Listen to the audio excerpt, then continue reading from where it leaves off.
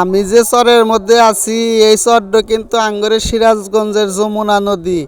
এই নদীর আবার কোন নদী আপনি করে আমি আবার কই, এর হইতেছে কলোজারের সামনে যে নদীরও এর হইতেছে হেই নদী, বুঝছেন? নদীর যে বর্তমান অবস্থা দেখছেন, চর পড়ে চতুর্দিকে খালি বালু আর বালু, যতদূর চোখ যাব তত দূরই খালি মনে করেন যে বালু আর বালু পাইবেন, বালু ছাড়া পানির আল্লাহ অংশও পাইবেন না। এখানে যদি আপনারা আইসেন আপনাদের কলজার একবারে ঠান্ডা হয়ে যাবে, বুঝছেন?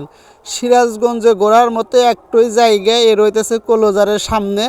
বানের দিনে এলা আসলিকারে ভালো থাকে, গার্লফ্রেন্ড নিয়ে আসলে আর বেশি ভালো থাকে। এখন যদি আপনারা আইসেন তাহলে কিন্তু এই পানি আর পাইবেন না, এখন খালি মনে করেন যে চরের বালু পাইবেন।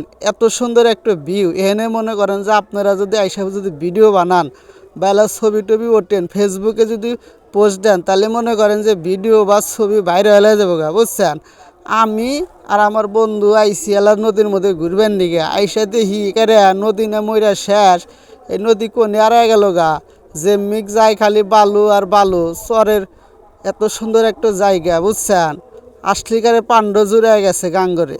আপনি করে মনে হয় আমার কথা বিশ্বাস হইব না, যার কারণে আপনি করে যে কলোজারের ভিডিও এলা দেখা দিই দেখছেন, ওই যে কিন্তু কলোজার আর এই যে কিন্তু চর। অনেক মানুষ আছে আবার বিশ্বাস করবো না যে বিয়াক চরে যা কইতেছে আঙ্গর কলোজারের সামনে, আসলে না, এরই কিন্তু আঙ্গর কলোজারের সামনে চড্ড দেখছেন।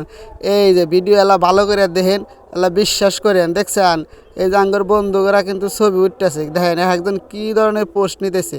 এক বাইক কইলাম ভাই এই চড্ড কত দূর পর্যন্ত গেছে, ভাই কইতেছে ভাই একবারে মনে করেন যে বয়রার চরের কাছাকাছি গেছে, আল্লাহানির মাঝখানে পানি আছে, তারপরে মনে করেন যে বয়রার চর।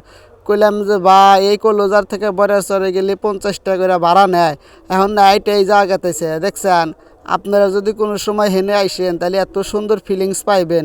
ওই যে এক ভাই আইটে আসতেছে, সামনে একদুল্লা নদী আছে, ওই নদীরও পার হলে মনে করেন যে বয়রার চর। ঠিক আছে, ভিডিওরও কে বলে আমাকে কইন, এলা কমেন্ট করেন, এলা শেয়ার করেন। ভালো থাকবেন সবাই, আসসালামু আলাইকুম।